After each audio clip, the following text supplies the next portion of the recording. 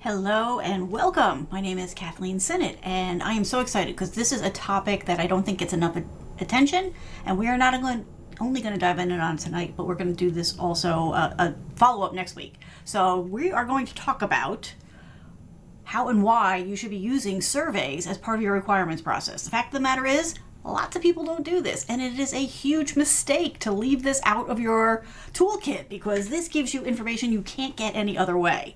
So I'm going to hit the magic button. We'll run the promo. We're going to dive right in on this one.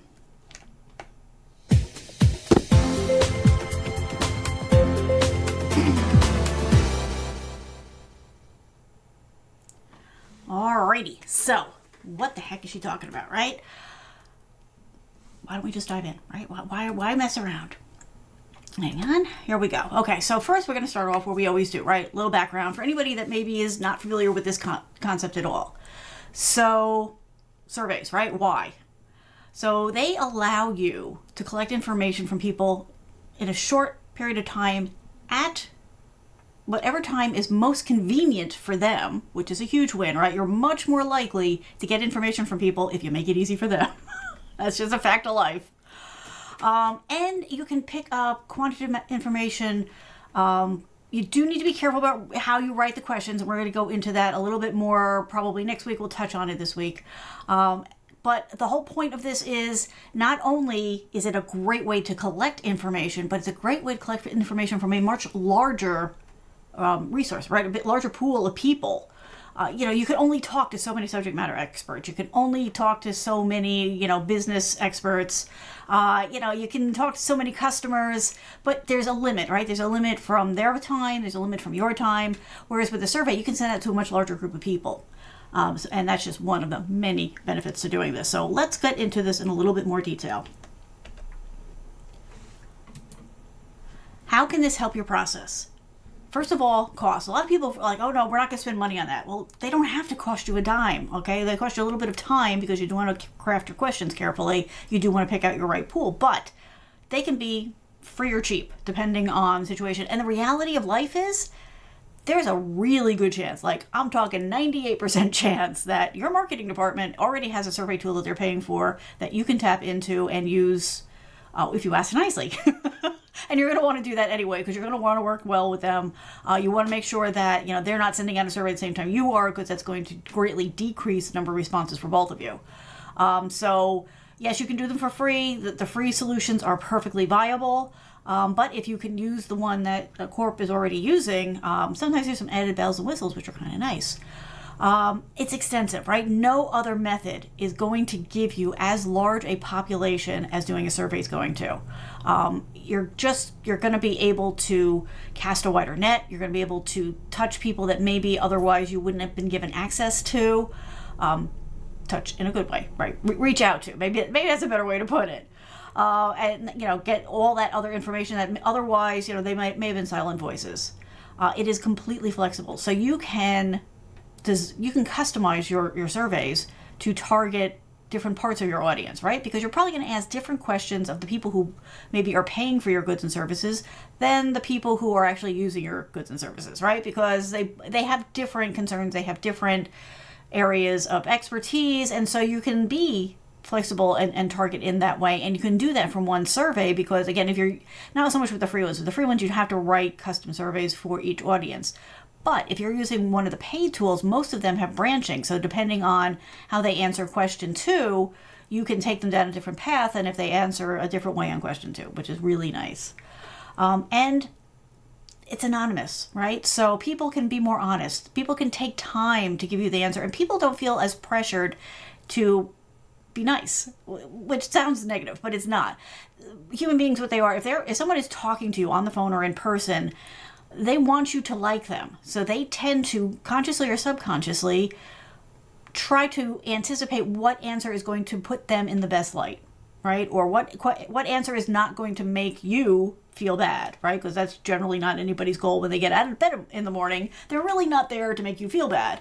But by putting that little bit of separation between you and them, and letting them answer, anonymously in the survey, whether it's paper or online, these days mostly online, but regardless, it gives them the opportunity to be more open and honest, to give you maybe a little bit more detail than they would have otherwise. That's why you always want to include those little open-ended questions, you know, the boxes where it's like, is there anything else you'd like to tell us? Those are gold. Not everybody's going to fill them out, but the people who do feel very strongly about what they're telling you. So these are just basic ways that you can, you know, kick those in and make those go to work for you. When are they helpful? They're super helpful when your goal is trying to identify user-customer perceptions and expectations, right? The perception of your project and the expectations around it, if you don't know those going into it, or if your business is going in misunderstanding how your customers and users are anticipating this new functionality, this new tool, you're dead in the water before you start. So this is a great way to make sure that everybody's on the same page, because if not, then while you're working on your project, you can give your marketing team some time to start to get the word out and point them more in the right direction than where they are right now. You can also use these to test to see and maybe verify the existing customer satisfaction level. You may everybody in the company may be convinced everybody is thrilled, and you may find out otherwise. Or you may find out that you may be going into this project, you know, being told that your customers are very unhappy with something, and yet your survey may tell you otherwise. Whenever you do this kind of a thing and you get that kind of conflicting information, that's gold for us, because that's areas that we need to go and dig in on, because that's where all the information's hiding. You can use these to identify the pain points that maybe have not come out other ways. Again, people are going to tell you things this way that they won't tell you any other. And by knowing those pain points, you can keep those in mind as you're crafting your solutions and coming up with alternatives, and maybe making recommendations for either the project you're working on or future projects. You can identify potential improvements, enhancements, requirements, new features, all kinds of information that maybe nobody has bothered to think about or had the opportunity to think about because they didn't have this data in front of them. And it can help you to prioritize changes, enhancements, new features, and so on and so forth by gauging the reaction to people about the potential ones that you're going to ask them questions about. You know, so if you ask them a question about, you know, hey, you know, would it be more helpful if we gave you, you know, feature A or option B? You know, and if 90% of the people say option B would save my life, well, then you know where everything needs to be focused, which is a huge win, right? So let's talk about the types of surveys that are out there. Online and mobile surveys are a good thing, right? Because everybody's carrying the little devices around and they've got them with them, and it's a good opportunity, you know, because if it's something that they can do mobile, they can do it in that couple of minutes while they're waiting for a meeting to start, or, you know, when they're getting ready to go home, or when they're on the train going home or on the bus going home, they've got some time to kill. Again, making it easy and convenient for them. Regardless of how you do it, make sure that whatever tool you are using is mobile friendly, even if you're not anticipating them to use it on what we consider a traditional mobile device, because these days anything can be a touch device, so you want to keep that in mind. You can do surveys face to face.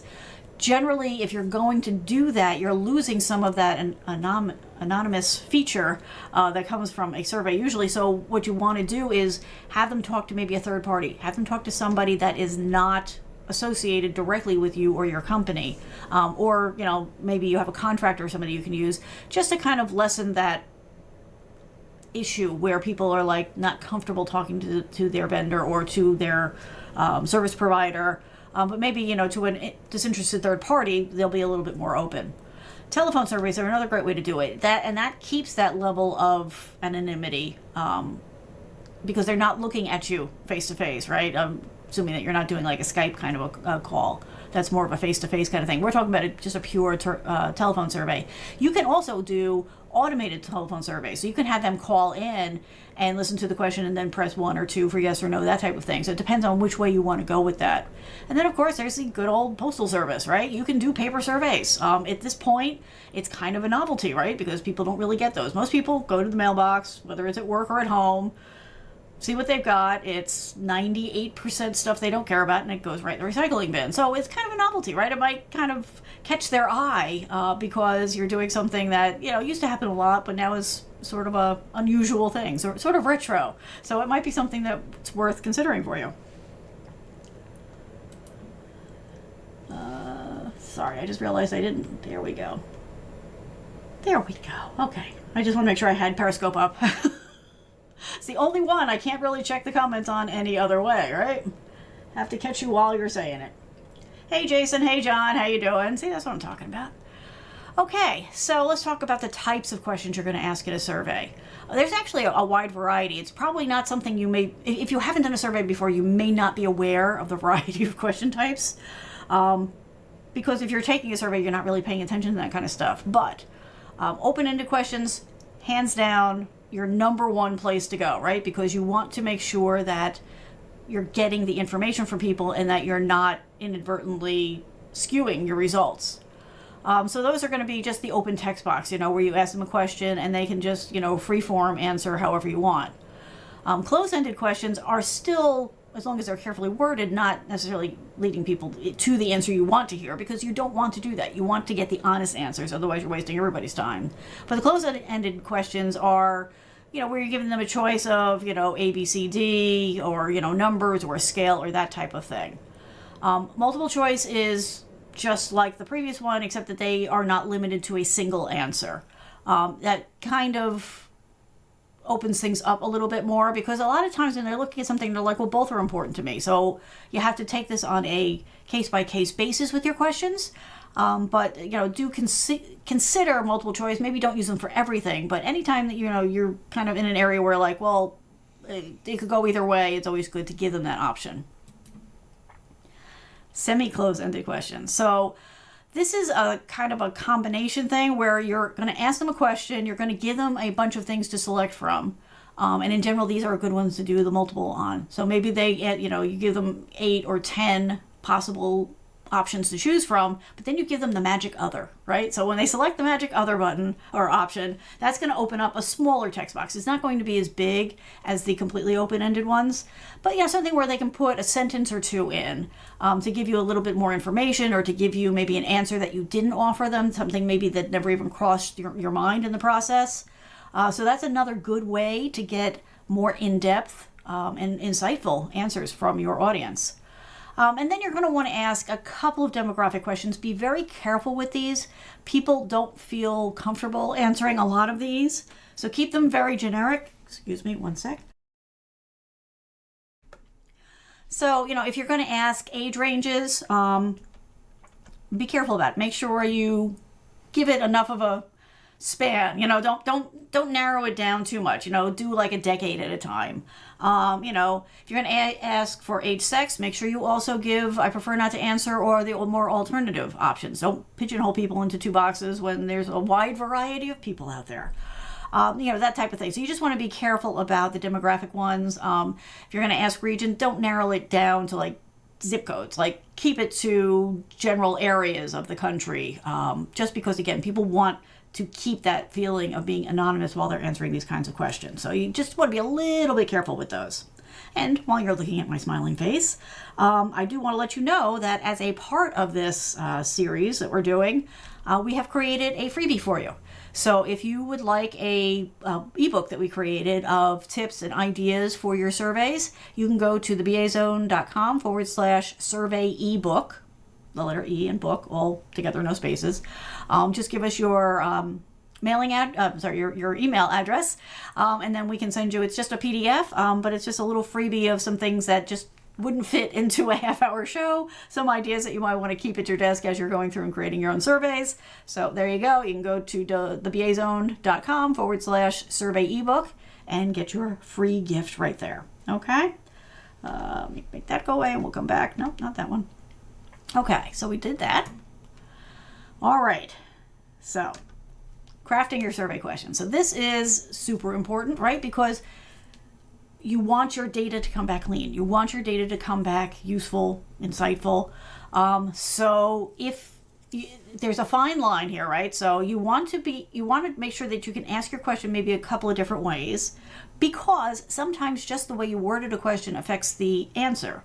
But by asking the same type of question, the same general question in two different ways, if you get two different answers from that, then you know it was your questions that was the problem. If you get the same answer, then you know that A, your question was good, and B, that that's actually the answer that people are trying to give you. So it's just sort of a quality testing kind of a thing. But the thing is, you don't want to do that for every single question because you don't want to do a 500 question survey, right? So you want to keep your surveys pretty short, but for the important questions, maybe ask them a couple of different ways. Sorry. Just to make sure that you are getting the clearest answer from your audience. You also want to make sure, and this is so important, don't write your questions to impress yourself, your friends, your coworkers, or the people who are taking the survey. Make sure that your questions are concise, easy to understand. Really strive to avoid jargon and any ambiguity. Jargon, I know in some industries, is more custom than it is in others. So for example, if you're working in an IT situation and your product or tool is IT and you're talking to IT people, it's okay to use some of that jargon, but still try not to, because you never know. So many of these acronyms and jargon have multiple meanings even inside the same industry. So wherever possible, try not to use them, or if you do, spell out, at least the first time you use them, exactly what it is that you mean, because that will greatly increase the odds that everybody's talking about the same thing. It's what I talk about a lot here and in meetings. It's the color blue problem, right? If you're in a meeting and you say the color blue to a room of people, let's say there's 10 people in the room, I'm counting you, and you say, okay, this is going to be a blue button. You can count on there being at least 15 colors of blue in those 10 people's heads, because blue is ambiguous, right? Everybody has a favorite, everybody pictures something different. Whereas if you pull out an example with the exact shade of blue, the exact color, Pantone or web color, and you're showing it to them, now everybody's focused on that particular shade of blue, not the 15 that they were playing with beforehand. It's the same thing as you're going through this. You want to make sure that you're being very clear and specific, and that you're not at all muddy about the question you're asking, and that you are only asking one question, and that you are not leading the witness, as we say. Does that make sense? Okay. Do not ask any leading questions. See, I jumped ahead a little bit there. So you want to be careful about how you say things. Don't ask questions like, how much do you love us? Ask questions about, on a scale of 1 to 10, how easy or hard is it to work with this particular feature? And that way you're going to get the clear answer. Move from very generic questions and general questions in the beginning, right, to the more specific questions. And that's where the branching can really help if you can afford to use the paid services. If not, it's okay. But even so, you're going to start off with the more general questions as you're going through this. And then you're going to start to narrow down a little bit more as you go deeper into it. And arrange your questions in a logical manner. Don't jump all over the place. It may not feel important to you, but as somebody who's completing a survey, they're going through a workflow. They're going through a task flow. And so they're kind of anticipating where things are going based on where they've been with the previous question. And you don't want to then suddenly take them down a different road, because that may distract them to the point where you're no longer getting good answers from them. So you want to be very careful about how you're asking the questions, the organization of those questions, and how you're leading them from one to the next. Now, that doesn't mean that you can't change topics, because you certainly can. You just want to make sure that you're giving them some sort of transition. So if you are, like, let's say one section, you're asking about some feature, and then you're going to ask about a different feature. So at the beginning of that next set, maybe give it a different heading, put a little section, of text ahead of it saying, okay, great. Now in this section, we're going to ask you about XYZ. And that way their expectations are lined up with what's going to come next, which is going to give them the focus to give you the answers that you really need. Okay? All right. And that is what we have for you. So like I said, you can go and you can get the free ebook from us at thebazone.com/survey ebook. And then we've got some more articles out there on the website too. So you can just go and hit on the tag for surveys in the blog and get those additional ones. But you can also, feel free to reach out. Of course, we always appreciate the likes, the follows, the shares. But if you want to reach out to us, if you have questions, if you want to learn more about how to do surveys as a part of your requirements gathering, first of all, make sure you come back next week, because we've got more for you on this topic. But you can also reach out to us at thebazone.com or on Twitter at thebazone, Twitter, the BA zone, all smushed together, no spaces, because we're perfectly happy to answer those questions for you. If you're looking for ideas about tools or whatever, we can give you that too. But the best thing that you can probably do right now is not that one. It's this one. So you can go ahead and sign up for the ebook because there's a lot of good suggestions in there that we just couldn't fit into our regular show. I mean, it was, these shows were starting to turn into like, a 6-week course, which maybe we'll do later. But for right now, we just want to get you the information because we have found surveys to be such a game changer as a part of the requirement service. Now, this does not mean, let's be clear, this does not mean that you don't do the rest of the requirements gathering, because of course you do. This is just the one thing that we see getting missed in a lot of situations, and it's a shame because it really is a valuable resource. So of course you're going to talk to your subject matter experts. Of course you're going to talk to the business and see what their issues are. You're going to talk to your internal teams to find out where things are, where they're seeing problems, where they're hearing about things from their customers. You're going to do your due diligence for your industry to see what the competitors are doing. All that stuff still needs to happen. This is just one more thing that if you throw it in there can help to clarify any uncertainty or muddiness that you might get in those other discussions and research processes, because when you take the answers you get from the rest of those and combine those with the information you get from the survey, a lot of times it's just a puzzle piece and it all just falls together, whereas without those answers it's not so clear all the time what you need to be doing. Okay? All right, as always, you can find us in all the usual places. We're on Twitter and Instagram and Periscope and Facebook and YouTube. So wherever it is that you like to get your content, we try to be there for you. Please don't hesitate to reach out to us. That's what we're here for. That's what we like to do. This is all about sharing information. And if you have tips and suggestions, go ahead, on Facebook and on YouTube, you can go ahead and throw them in the comments. But if you are on Periscope, of course, you know that that's not possible, but that's when you can use the website, or you can use Twitter to reach out, and we'll make sure that we share all that information with everybody. Okay? Thank you so much. I hope you're having a great summer so far. It's almost over already. I know it's like the time is flying by. We're like more than halfway through now, right? That's okay. We still have some good warm weather to deal with, so I'm looking forward to that personally. All right, everybody. I hope you're having a good one. We will see you soon. Go do a survey. You'll see. It's really a wonderful tool. Bye.